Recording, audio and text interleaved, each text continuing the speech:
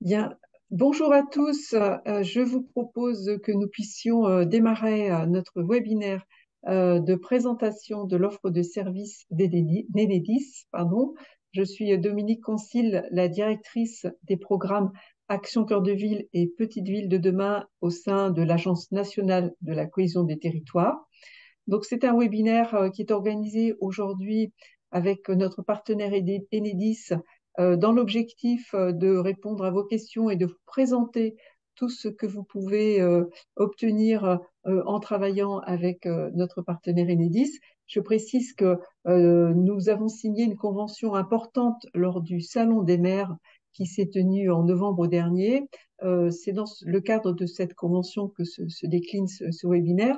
Lors du Salon des maires, en effet, Christophe Bouillon, qui est le président de l'Agence nationale de la cohésion des territoires, et Marianne Legnaud, la directrice, la présidente, pardon, du directoire d'Enedis, ont signé cette convention importante qui précisait la coopération entre l'Agence nationale de la cohésion des territoires et Enedis.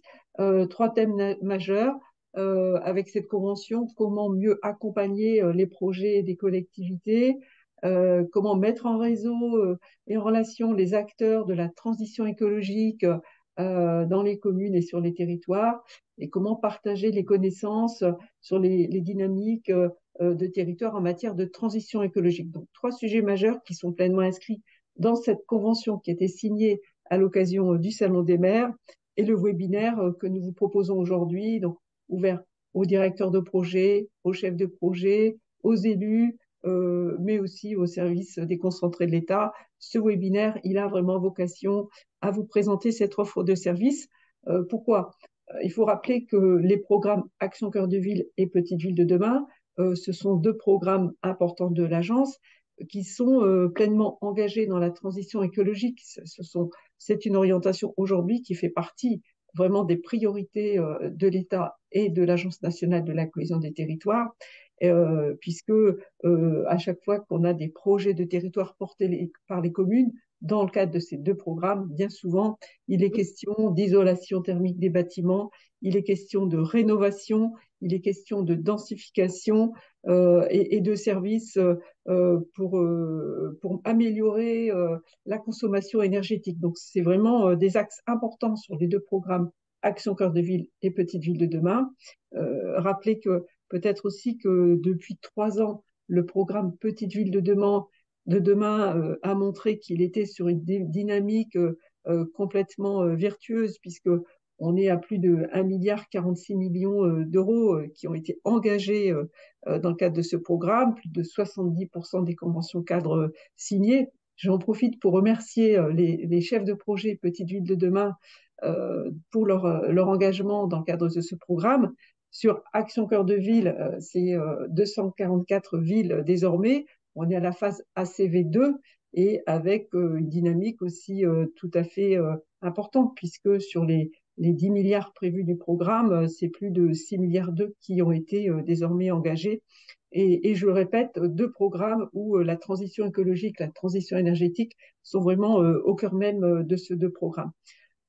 Rappeler peut-être aussi que l'intérêt pour nous de ce partenariat avec Enedis, c'est de pouvoir aider les communes, aider les élus sur des sujets vraiment fondamentaux aujourd'hui, que sont ceux de la qualité énergétique et des diagnostics énergétiques, hein, pour illustrer mon propos, les diagnostics énergétiques des bâtiments, comment connaître les bâtiments qui consomment, qui surconsomment dans une collectivité pour faire diminuer les factures d'énergie.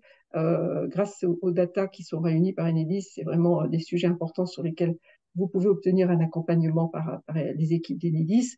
Il y a aussi des diagnostics de précarité énergétique qui peuvent être réalisés à votre profit, par exemple grâce aux déplacements que font les équipes d'Enedis pour identifier pour aller rencontrer les propriétaires qui ont des impayés. Donc, tout un ensemble de données très importantes qui vont vous permettre d'avancer dans votre stratégie pour gagner davantage d'autonomie énergétique et pour faire diminuer surtout vos factures d'énergie. Voilà, de nombreux sujets sur lesquels vous pouvez obtenir un appui d'Enedis. C'est pourquoi je me félicite vraiment de ce webinaire et je vais laisser Emmanuel poursuivre et présenter les différents intervenants qui vous pourront vous préciser cela de manière détaillée. Merci de participer à ce webinaire et très bonne session à tous. Merci beaucoup, Dominique. Donc, Emmanuelle Aubry, directrice adjointe du programme Petite Ville de demain, et j'aurai le plaisir, comme d'habitude, d'animer ce temps d'échange pour vous rappeler que vous pouvez vous poser vos questions dans l'onglet questions-réponses que vous trouverez en bas au milieu de votre écran et je me ferai plaisir de le relayer auprès de nos intervenants du jour. Donc, comme d'habitude, nous avons mis à l'honneur aujourd'hui une petite ville de demain et nous avons le plaisir d'accueillir aujourd'hui la commune de Stilly-sur-Seuil représenté par Monsieur le maire Didier Couillard. Je vous remercie beaucoup, Monsieur le maire, d'être Bonjour. parmi nous. Et Anne-Claire Chanal, donc chef de projet à l'intercommunalité Seuil, Terre et Mer, qui accueille sur son territoire deux communes, Petite Ville de demain, Creuilly-sur-Seuil et Tilly-sur-Seuil. Désolée si j'ai un peu écorché le nom, vous n'hésiterez pas à me corriger si nécessaire. Voilà, on apportera juste une petite précision, c'est sur seul. Sur Seul, pardon, oui, je Voilà. fourche un Mais petit peu. voilà. Aussi bien Je vous Crolly que remercie. Tilly, c'est la même chose. C'est la rivière qui fait le lien, on va dire. C'est parfait. Et puis, nous aurons aussi le plaisir d'entendre nos interlocutrices du jour et représentantes d'Enedis en la personne d'Axel Morino, donc interlocutrice privilégiée d'Enedis en Normandie, mais aussi Audrey Hude, chef de projet portail collectivité, et Antoine Cassel, chef de projet données territoire à la direction client et territoire d'Enedis. Bref, je vous représenterai une nouvelle fois un peu plus tardivement, mais je vous propose d'entendre dans un premier temps Claire Baumier, donc responsable des partenariats transition écologique et territoire chez Enedis au sein de la direction client et territoire qui va nous dire quelques mots sur Enedis. Je vous en prie, Claire. Merci Manuel, donc bonjour à tous. Donc on est la petite équipe là, parisienne réunie avec Antoine, Audrey et puis il y a Lia qui n'a pas été présentée mais qui participe, qui est alternante dans notre équipe. Brièvement parce qu'on va laisser la place aux illustrations et aux démonstrations. Juste, j'ai remis quelques chiffres clés pour présenter Enedis, hein, qui est du coup le gestionnaire du réseau de distribution d'électricité.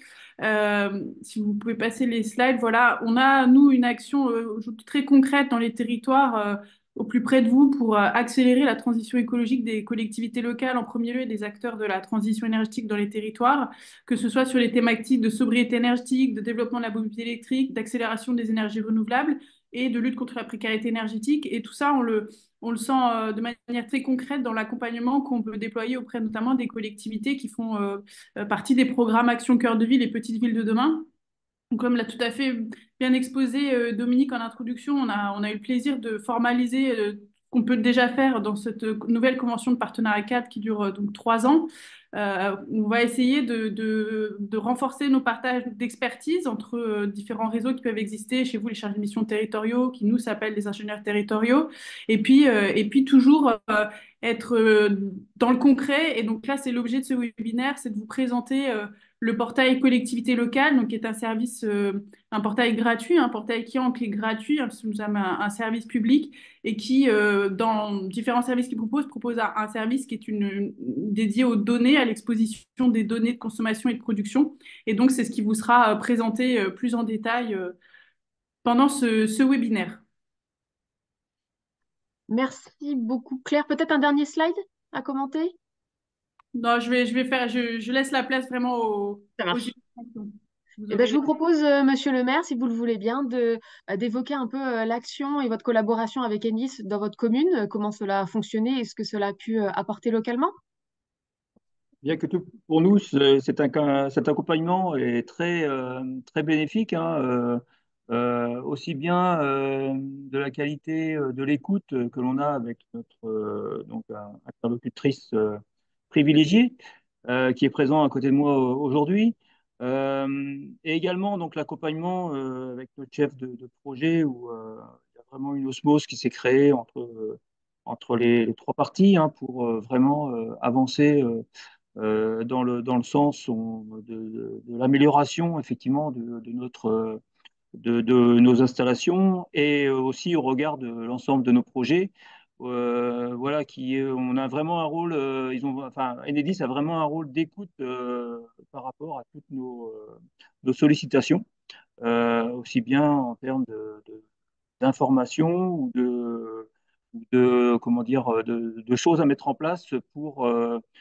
améliorer le quotidien et parfaire, on va dire, notre consommation, aussi bien sur nos abonnements, etc., dans le cadre du programme qui a été mis en place, mesure de nos consommations, de nos différents PDL déjà existants. Également vous dire que nous, cette convention, effectivement, nous l'avons signée au tout début du lancement du programme PVD, quand on a été donc lauréat pour rentrer dans ce programme. Nous avons signé cette convention cette convention, nous lie aujourd'hui avec tous les points que je vous ai recensés. Euh, pour justement, encore une fois, optimiser toute cette partie de transition énergétique que nous devons mettre en place et que nous essayons de mettre en place, aussi bien sur nos bâtiments, logements communaux. Nous avons un patrimoine de bâtiments communaux assez conséquent, aussi bien en logement qu'en bâtiments publics. Et puis également l'ensemble des projets qui sont à venir sur la commune. Je pense par exemple à la construction d'une gendarmerie où voilà, il a fallu anticiper le dimensionnement de cette installation qui verra le jour d'ici quelques mois, quelques années maintenant. Euh, donc voilà, toujours essayer d'être un petit peu avant-gardiste et d'anticiper tous les travaux qui ont pu être faits. Je pense par exemple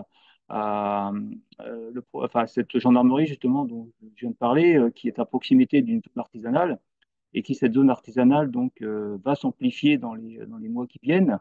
Et il a fallu justement prévoir ce projet de gendarmerie pour pouvoir être capable de recevoir la charge d'un bâtiment supplémentaire avec ce bâtiment de gendarmerie qui verra le jour. Voilà. Également, donc, vous dire que effectivement, il y a ce rôle d'accompagnement, mais aussi de conseil, alors qui peuvent être aussi je pense à l'esthétique, un petit peu l'embellissement de nos transformateurs. Ça, c'est quelque chose dont Madame Morino, Axel à mes côtés, nous a parlé, et des choses qu'on peut éventuellement mettre en place dans le cadre de la rénovation de notre cœur de bourg. Là, nous avons aussi en deux phases la réhabilitation et la requalification de notre cœur de bourg. Donc, c'est avec un embellissement de ce transformateur justement qui est vraiment implanté en plein milieu du cœur de notre village et qui devra être mis un petit peu embelli pour vraiment optimiser ce point de vue qui, en plus, est à proximité d'un endroit de verdure, d'un cadre de verdure qui est aussi à mettre en valeur. Donc, euh, donc voilà, c'est vraiment, et puis aussi soulever, parce qu'on en sort, c'est encore tout frais, cette tempête Ciarán qu'on a subie il y a maintenant quelques semaines. Euh, et effectivement, le rôle aujourd'hui d'avoir un interlocuteur privilégié à nos côtés peut aussi, on va dire, nous guider dans des informations à donner à nos habitants. Parce que on sait très bien qu'aujourd'hui, on est dans un monde un petit peu où tout va vite avec les réseaux sociaux, etc. Si on n'a pas l'information à l'instant T, vous pouvez imaginer tout ce qu'on peut subir derrière en termes d'informations négatives. Donc, effectivement, d'être le plus réactif possible en donnant des informations sur le rétablissement, sur les délais de rétablissement surtout, parce que aujourd'hui, on veut tout de suite. Mais malheureusement, voilà, c'est des kilomètres de lignes qui ont été touchés lors de cette tempête. Et je pense que toutes les équipes, parce on les a vues beaucoup sur le terrain euh, pour s'affairer et rétablir au plus vite possible. Mais pour nous, les élus, on peut comprendre ces choses-là, mais pour des populations, voilà, ils payent leur électricité, ils veulent de l'électricité tout de suite, Mais ça, c'est pas possible. Et nous derrière, il faut vraiment qu'on ait ce rôle d'essayer de faire tampon entre Enedis et puis nous, les élus qui sommes sur le terrain et pouvoir relayer les Mm. messages que l'on nous donne. Mais effectivement, on n'a pas toujours les messages qu'on souhaiterait avoir. Mais malheureusement, voilà, il faut savoir des fois attendre pour retrouver de l'éclairage public un peu plus tard. Mais voilà, c'est le mode de fonctionnement aussi aujourd'hui qui veut Mm. que tout va très vite et c'est pas toujours facile. Merci, Monsieur le maire. Peut-être que Anne-Claire Chanel, donc chef de projet à l'intercommunalité, peut compléter votre regard en tant que technicienne. Oui, bonjour à toutes et à tous. Alors, effectivement, monsieur le maire, vous avez dit déjà, pas mal de choses. Euh, Juste, je reviens très très rapidement pour resituer la commune donc, qui est située dans le Calvados, dans une intercommunalité, la plus petite intercommunalité du Calvados, et vraiment au sud du territoire. Et comme vous disiez tout à l'heure, la communauté de communes est séparée par la rivière La Seule. Bon, je ne vais pas, effectivement, on le voit sur la cartographie. Je ne vais pas rentrer dans le détail de toute la présentation du territoire, mais effectivement, donc, plus spécifiquement sur Tilly-sur-Seule, qui a été élu lauréat du programme Petite Ville de demain en 2020. La convention avec Enedis a été signée en mars 2021 et 3 thèmes de travail en fait ont été retenus. Donc, la mise en œuvre de la transition écologique par la mise à disposition de données et d'appuis en termes d'analyse, la valorisation du patrimoine communal, comme vous le disiez, par une meilleure gestion et une connaissance voilà, des consommations et un accompagnement des élus pour mener leurs différents projets.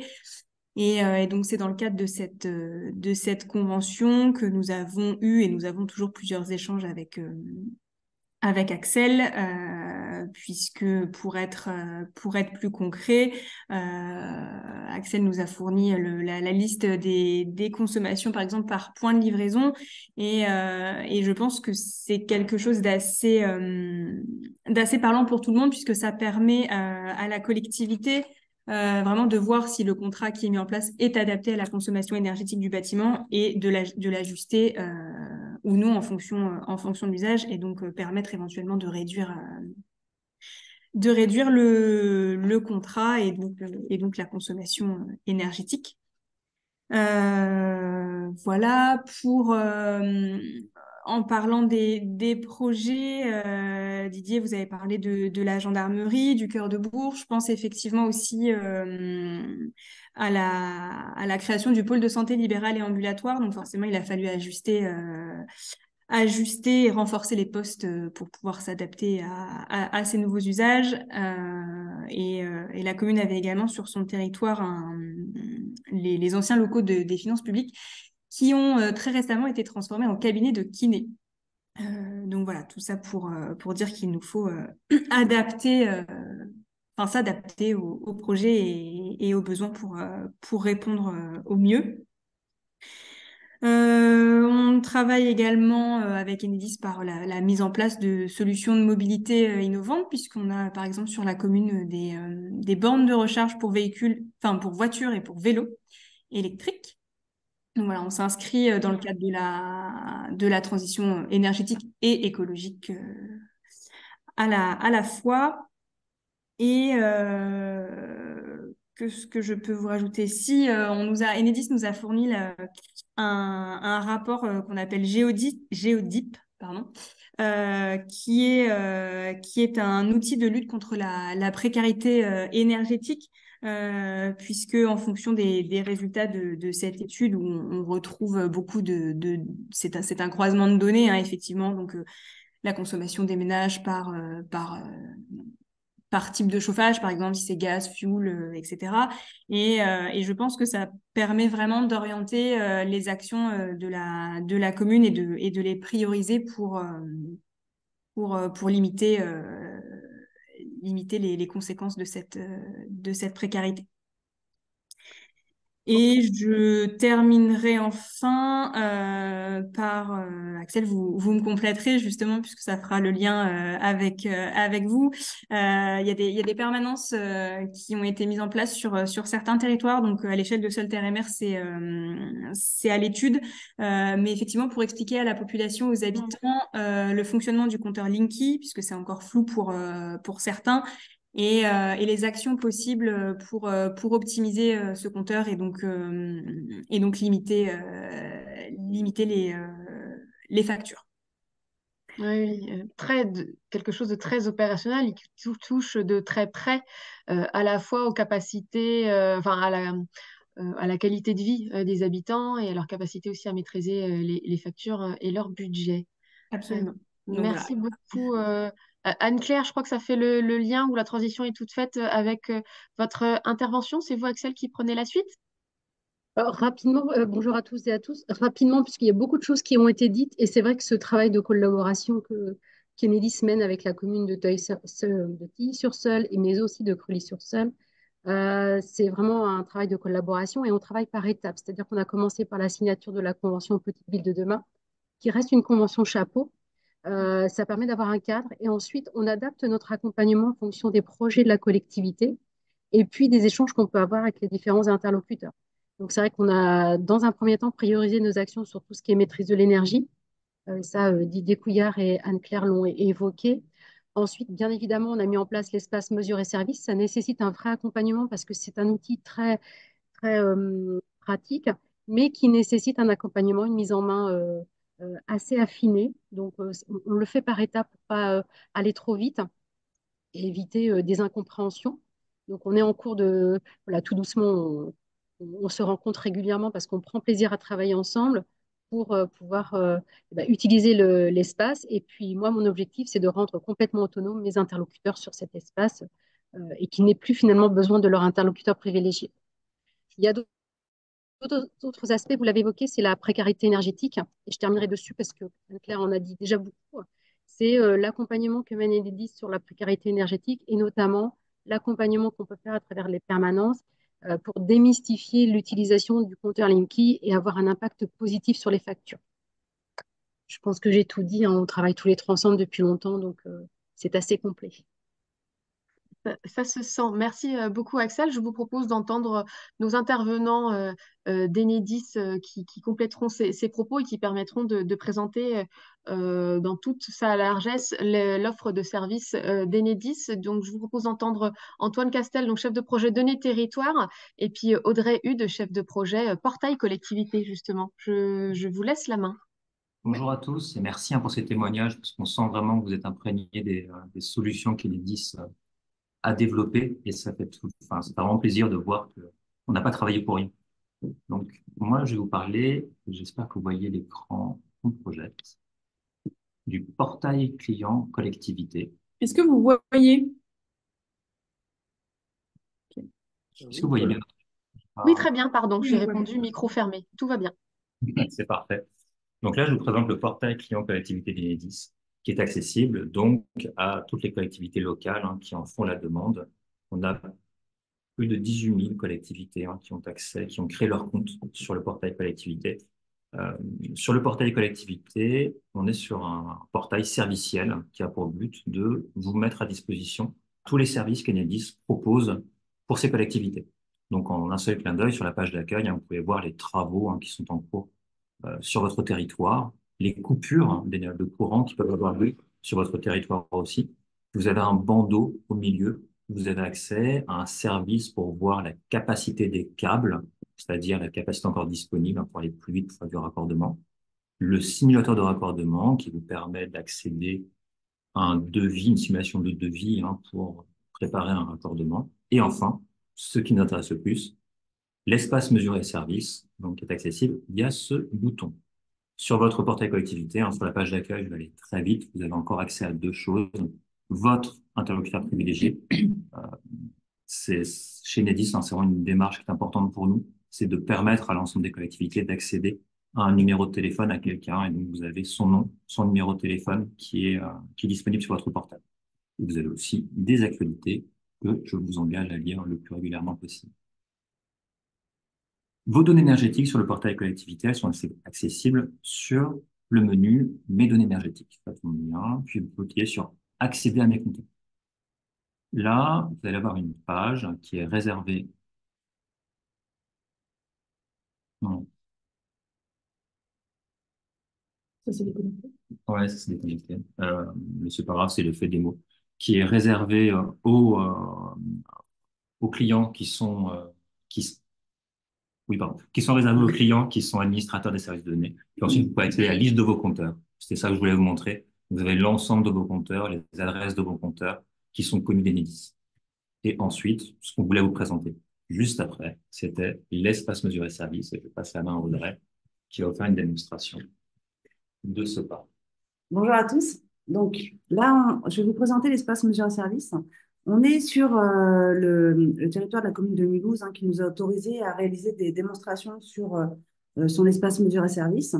Et donc, l'espace mesure et service, ça permet quoi? Ça permet d'accéder aux données énergétiques d'une collectivité qui est titulaire des compteurs. C'est titulaire, ça veut dire quoi? Qui a un contrat de fourniture avec un fournisseur d'électricité. Donc là, sur le territoire de la commune de Mulhouse, on va avoir ici en bleu sur la carte tous les compteurs de la commune de Mulhouse. On va pouvoir ici accéder, si on le souhaite, on verra tout à l'heure, à la donnée énergétique d'un seul compteur pour pouvoir analyser les corps de charge, les consommations et réaliser des études pour faire des économies, des actions et réaliser des économies d'énergie selon les investissements que vous allez mettre en place derrière. Sur ce tableau de bord principal, on a quoi? Donc cette carte-là. Ensuite, ici, on va avoir sur cette petite étiquette, c'est la consommation totale de tous les compteurs de la collectivité depuis le 1er janvier donc jusqu'à aujourd'hui. Donc, nous sommes le 7 décembre, donc c'est la donnée d'hier jusqu'au 6 décembre, puisqu'on a la donnée de la veille qui apparaît tous les jours dans cet espace. Et là, sur cette petite partie ici, vous voyez en bas là, du carré, on a la comparaison de la consommation sur la même période de l'année précédente. Donc là, on peut voir que sur cette commune-là, il y a moins 6% à peu près de consommation globale de réaliser sur tous les compteurs. Ensuite, on a une étiquette là, on a 3 étiquettes ici qui permettent de comparer par segmentation technique, c'est-à-dire de puissance, la consommation de tous les compteurs. Donc là, on a sur celle-ci, c'est tout ce qui est C5 pour les puissances inférieures à 36 kVA. Ça correspond au compteur Linky. Donc là, on a la consommation globale de tous les compteurs Linky de la collectivité, avec ici aussi la comparaison de la consommation sur la même période l'année d'avant, avec, on voit bien, une petite diminution de 7%. Là, on a la cartographie, on a l'étiquette sur les consommations pour les puissances rattachées à HTA, supérieur à 36 kVA, avec, alors attendez, pareil, également la comparaison de consommation.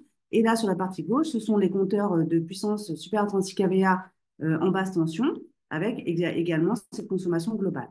Donc là, d'un coup d'œil, on peut déjà voir cette répartition de consommation et si on a fait des réductions de consommation. Si on avait de la production, on aurait également ces informations-là, mais sur ce territoire-là, on n'a pas de site de production. Ensuite, on a des comparaisons par type d'utilisation et par segmentation technique également, des consommations. Alors là, on voit par exemple qu'on a de l'éclairage public, des groupes scolaires, des bâtiments sportifs et autres. Donc, cette cartographie est réalisée comment? Alors là, on l'a en C5, en C4 et en C2, C3. C'est ce dont parlait tout à l'heure Axel, voilà, excusez-moi, Axel. C'est la préparation à l'espace mesure et service. Pour pouvoir y accéder, il faut d'abord identifier chaque compteur par type d'utilisation. Est-ce que c'est un éclairage public? Est-ce que c'est un bâtiment technique? Est-ce que c'est un groupe scolaire? Et ensuite, avec ces informations-là, on va pouvoir ici remplir quelque part ces tableaux de bord et ça va vous permettre de voir la consommation par poste, en fait, par type d'utilisation de vos compteurs. Donc, ce premier tableau de bord vous donne une vision globale. Et ensuite, ici, on va pouvoir accéder à d'autres tableaux de bord. Donc là, par exemple, sur la commune de Mulhouse, je vais prendre, donc par type d'usage, on va prendre par exemple les groupes scolaires. Et là, on va pouvoir regarder les différents groupes scolaires.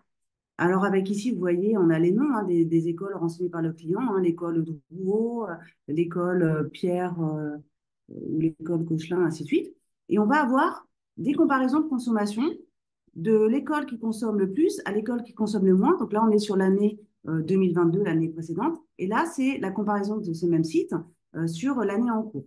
Donc là, rapidement, on peut voir également quels sont les sites qui consomment le plus. Alors, bien évidemment, la consommation va dépendre du type de chauffage utilisé, de la superficie et autres. Donc là, c'est bien au client de pouvoir analyser en fonction de la connaissance du site. Et ici, donc, on va avoir sur la carte, donc ce sont tous les groupes scolaires de puissance supérieure à 36 kVA, la consommation agrégée de tous ces sites-là en 2021, 2022, 2023. On peut voir rapidement également s'il y a eu une baisse de consommation sur ce portefeuille-là. On va pouvoir cliquer et voir la consommation mensuelle. Et si on souhaite regarder la consommation journalière, sur un mois, on va pouvoir également visuellement la voir. Donc ça, c'est vraiment quelque chose pour alimenter une première analyse.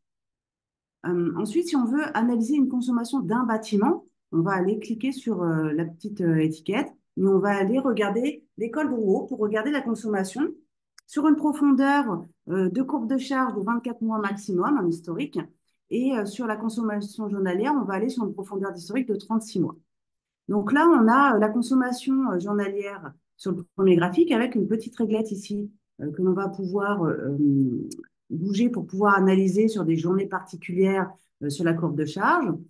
En dessous, on va avoir, excusez-moi, ici, la consommation journalière sur 36 mois. Alors, vous voyez, on voit bien les variations de consommation en fonction des périodes et des saisons. Une petite réglette qui permet également d'ajuster. Et ensuite, on a ce graphique qui est très intéressant, qui s'appelle une carte de chaleur. Alors, ça n'a rien à voir avec ce qu'on pourrait appeler les degrés jour ou autre. Ça montre quoi? Ça montre ici, à partir du moment où on a une concentration de couleurs plus importante, ça veut dire que c'est là où il y a de la consommation, ou si c'était de la production, hein, ce serait la même chose, beaucoup plus dense.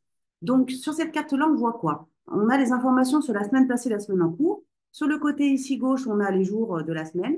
Et ici, en bas du graphique, on a de 0, c'est-à-dire minuit, à 23 heures. Donc, ce sont les consommations sur une journée par les créneaux horaires.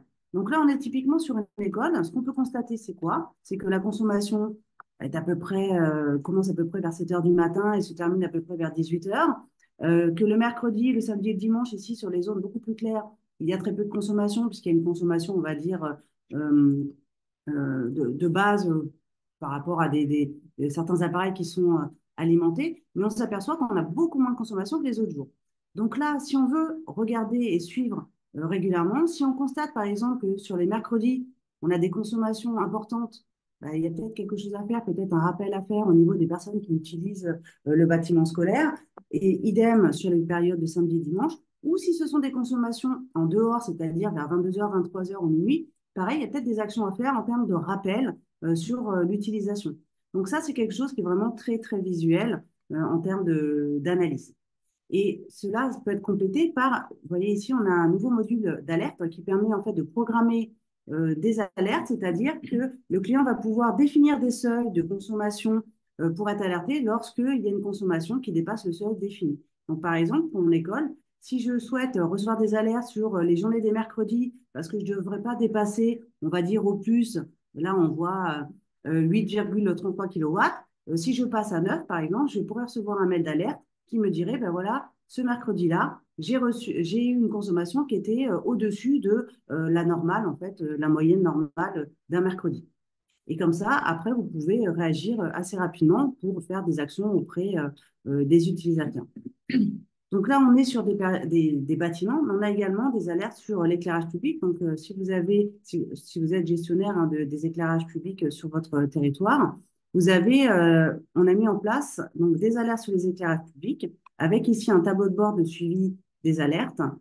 Ces alertes d'éclairage public, ça donne quoi? Ça donne une information s'il y a un dysfonctionnement sur une armoire d'éclairage public, c'est-à-dire que par exemple, on a un compteur qui alimente 10 lampes, 10 lampadaires, et s'il y a un lampadaire qui est éteint parce que l'ampoule est défaillante, on va avoir une alerte qui va nous dire qu'il y a eu une rupture par rapport à la consommation habituellement constatée sur les 7 derniers jours, et vous allez être informé. Ce qui fait que ça vous évite en fait d'attendre qu'une personne de votre commune vienne vous dire bah, attention, dans la rue X, il y a un lampadaire qui ne fonctionne pas. Là, vous aurez l'information dès le lendemain de la défaillance.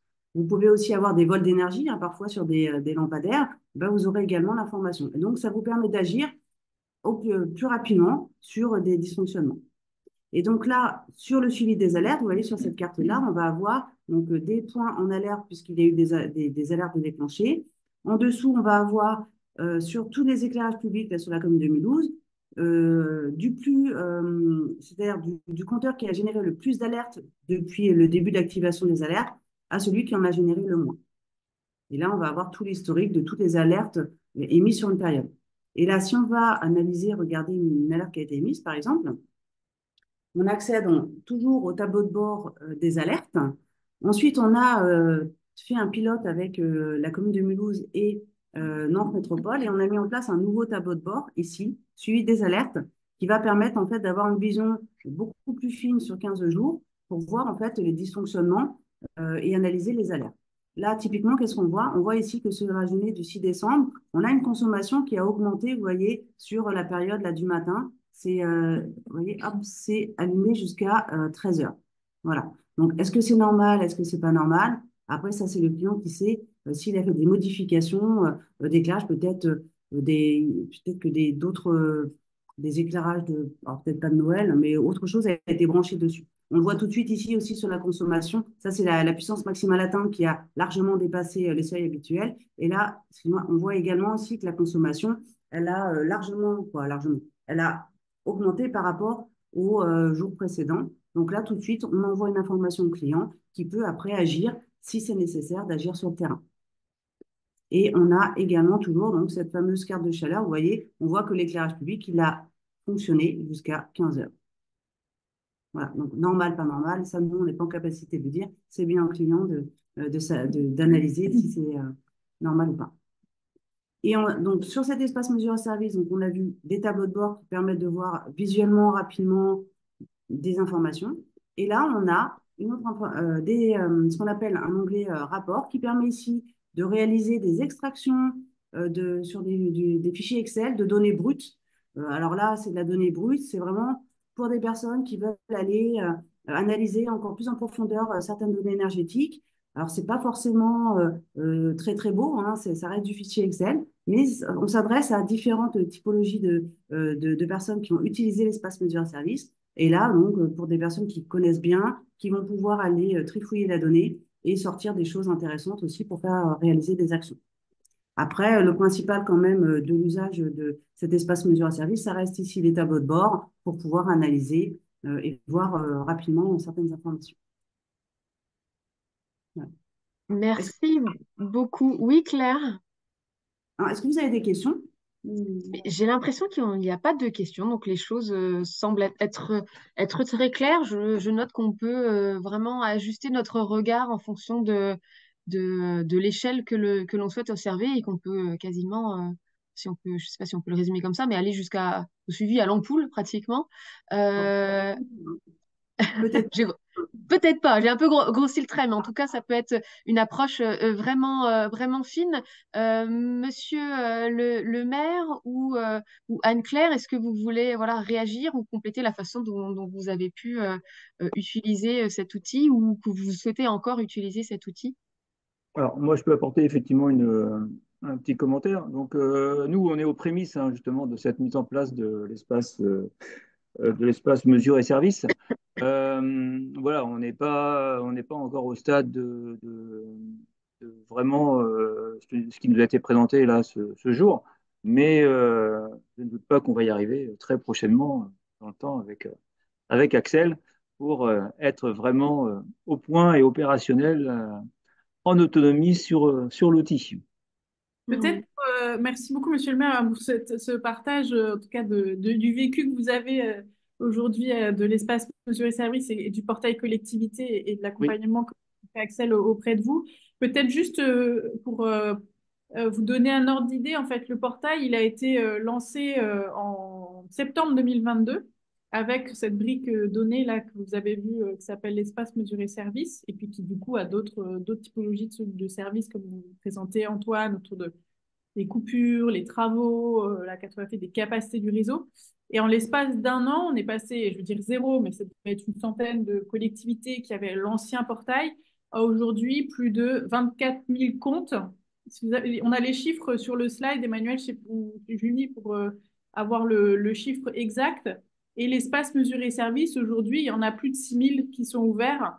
Voilà, super. Donc 27 000 comptes, pardon, ça représente plus de 18 000 collectivités, plus de 6000 espaces mesure et services, et ça fait environ 300 000 compteurs qui sont disponibles comme ça en consultation au travers des tableaux de bord.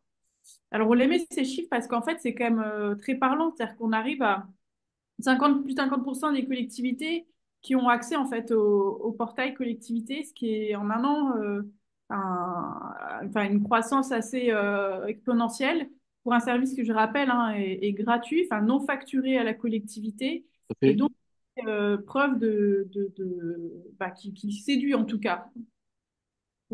Oui, Je me permets de relayer une question que je me posais moi aussi, je crois avoir la réponse, mais autant que tout le monde l'entende. Est-ce gratuit? Oui. Un grand oui haut et fort. Oui, c'est Mais gratuit. complètement, et en fait, c'est gratuit parce que ça fait partie des missions d'Enedis que de mettre à disposition la donnée, enfin, la donnée aux clients concernés. Et donc, on le fait au travers de cet espace mesure et service. Tout à fait. C'est complètement gratuit. Enfin, c'est non facturé, pour être très précis. oui, ben, et Oui. rajouter effectivement que qu'en cette période aussi tendue pour nos budgets communaux, c'est vraiment très intéressant de pouvoir s'appuyer sur ces données pour justement rectifier des tirs et dimensionner nos abonnements aussi par rapport à notre livraison, hein, qui, on s'en aperçoit, pour certains sont surdimensionnés en termes d'abonnement, alors que moindre, une moindre comment dire, puissance est utile pour le local, le bâtiment qu'on souhaiterait raccorder. Et on s'aperçoit que ce n'était pas le cas jusqu'à ce jour. Donc ça permet de vraiment optimiser et nous apporter cette réduction aussi de consommation et de coûts hein, derrière, hein, forcément, qui viennent impacter nos budgets communaux. Comment accéder à ce portail? Et une question complémentaire, est-ce que il est envisageable que le type de présentation comme il est fait aujourd'hui peut être fait dans les territoires pour poursuivre le déploiement et l'accès à ce portail? Alors, pour répondre à la question sur les présentations dans les territoires, complètement, en fait, à l'image de Axel, là, que vous avez et que la commune a la chance d'avoir en tant qu'interlocutrice privilégiée, on a un réseau de près de 300 interlocuteurs privilégiés qui ont chacun un portefeuille, on va dire, de communes conséquent, souvent une centaine.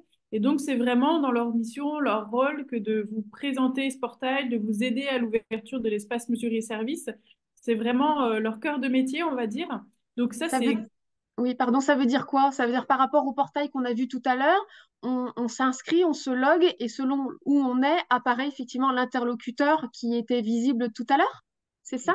Ouais, du coup, on va vous détailler le parcours. Enfin, Audrey va vous le détailler. D'accord. Merci. Ou Antoine, pardon, Antoine. Alors, si je peux me permettre, effectivement, pour rebondir sur ce que vous venez de dire, l'accompagnement, peut-être que Axel a des choses à nous préciser sur les collectivités qu'elle accompagne pour la région Normandie, tout du moins. Pour le Pour le Calvados, Calvados, oui. moi j'interviens uniquement sur la partie ouest du Calvados. C'est à peu près 250 communes, 8 EPCI. Donc l'accompagnement se fait sous forme basique d'entonnoir. On a des réunions auprès des EPCI pour desquelles on peut apporter des messages d'information. Et puis après, on fait rapidement des rendez-vous en mairie. On organise des rendez-vous en mairie, que ce soit auprès des secrétaires de mairie ou des élus eux-mêmes, pour accompagner sur cette mise en place d'espaces mesurés services.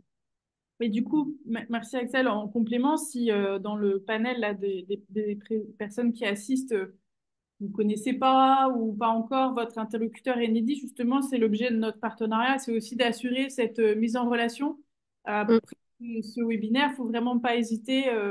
On échangera avec Emmanuel pour vous mettre en relation pour que, voilà, vous ayez une présentation plus personnalisée, plus en proximité, derrière un PC, j'ai envie de dire, du portail et de l'espace. Bon, Antoine, je te laisse détailler le parcours d'ouverture du coup. Alors, le parcours d'ouverture de compte, il est simple. Alors, quand vous ne savez pas en fait où trouver le portail collectivité, il faut que vous vous connectez sur le site enedis.fr. Et tout en haut, vous avez un bandeau bleu et une rubrique avec marqué Mon compte. Il faut que vous cliquiez sur votre compte et vous avez deux choix. Soit vous avez déjà un compte Enedis, hein, donc là, vous avez simplement à vous loguer, mettre votre email et votre mot de passe. Soit vous n'avez pas encore de compte Enedis, il va falloir créer ce compte-là. Il y a un petit parcours de création de compte qui est habituel avec un mot de passe qui va vous être demandé. Et ensuite, en choisissant la collectivité, on va vous proposer de choisir une collectivité, donc votre commune, votre PCI. Et vous allez, en validant votre demande de rattachement, ça va envoyer un mail à votre IP qui va valider votre demande si elle doit être validée, évidemment, ou la refuser pour éviter qu'il y ait des mauvaises personnes sur une mauvaise collectivité.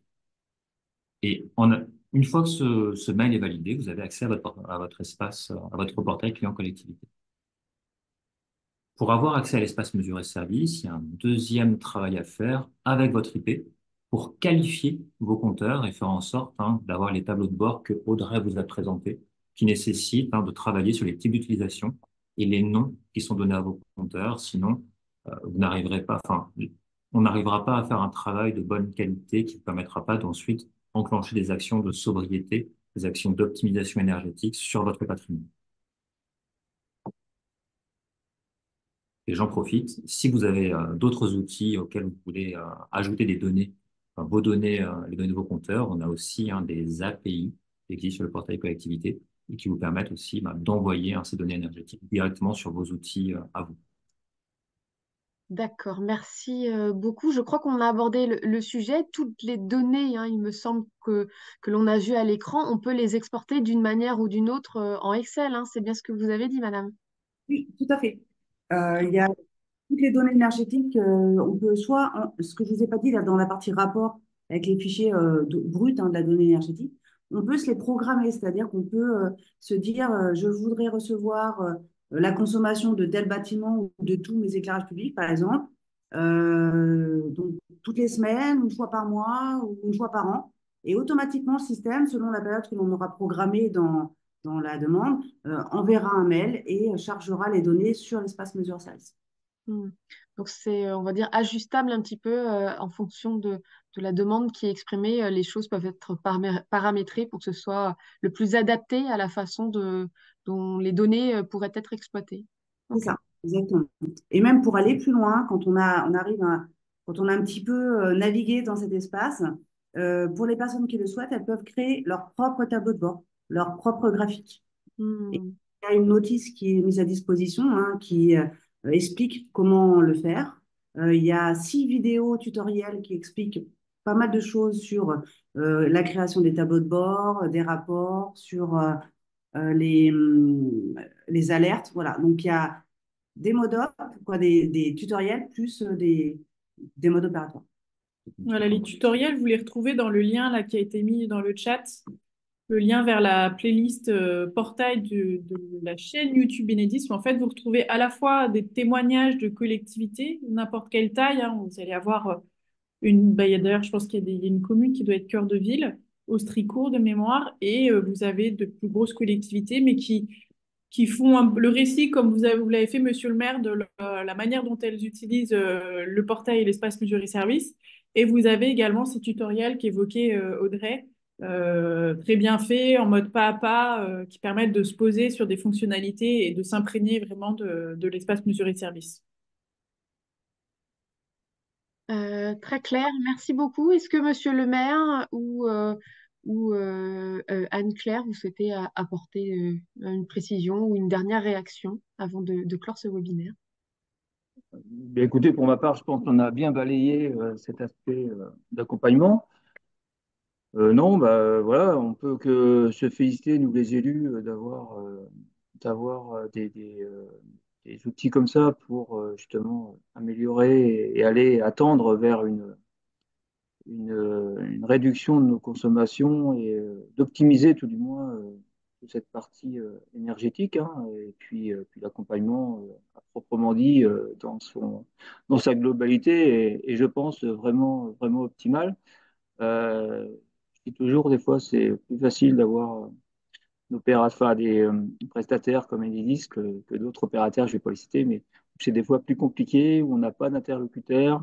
Là, vraiment, on a une écoute qui est, je pense, optimale et on a des réponses à chaque fois. Et ça, c'est pour nous élus, c'est vrai, c'est vraiment sécurisant, rassurant. Et puis, voilà, donc, je pense qu'il faut vraiment aller dans ce sens-là pour parfaire justement cet accompagnement qui est déjà aujourd'hui très bien optimisé concernant Enedis. Et je dis pas ça parce que Axel est à mes côtés. Voilà. On ne voit pas le couteau, je vous rassure, sous la gorge. Il est bien caché. Merci beaucoup. J'ai une dernière question technique qui nous est parvenue, très pratico-pratique. Est-ce qu'il est possible d'avoir plusieurs comptes par collectivité? Oui, oui, c'est tout à fait possible. On Très n'est pas clair. limité, donc, au contraire, on est preneur du maximum de comptes par collectivité. D'ailleurs, on a 27 000 comptes pour à peu près 18 000 collectivités aujourd'hui. Ah oui, d'accord, effectivement. Très clair. Écoutez, merci à toutes et tous. Oui, Claire? Il y a une question sur l'éclairage public, si je peux répondre. Oui, allez-y. Je la pensais très spécifique, mais allez-y. Oui, donc en fait, c'est possible d'accéder via des autorisations aux données. C'est-à-dire que il y a deux choses. Il y a certains syndicats qui gèrent l'éclairage public, mais qui ne sont pas titulaires des compteurs, hein, qui ne payent pas les factures. Dans ce cas-là, c'est vous qui les avez sur votre territoire, donc vous y accédez. Et vous pouvez donner l'autorisation via le portail collectivité pour que le syndicat accède à ces données de mesure pour pouvoir analyser, faire des alertes et autres.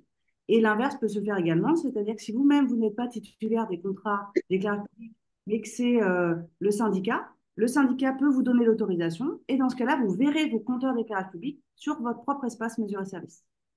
Donc, ça se fait dans les deux sens. Voilà. Très clair. Merci beaucoup, Très vraiment, bien. à toutes et tous pour votre témoignage et cette présentation de cette offre de service, voilà, qui laisse quand même une marge, une grande capacité, une grande possibilité d'exploitation de ces données. Nous nous retrouvons pour le dernier webinaire de décryptage de la saison et de l'année, puisque nous évoquerons ensemble le 21 décembre prochain le fonds de restructuration des locaux d'activité opéré par l'ANCT. Merci beaucoup une dernière fois à toutes et tous et je vous dis à très bientôt. Au revoir. Au revoir. Merci, au revoir.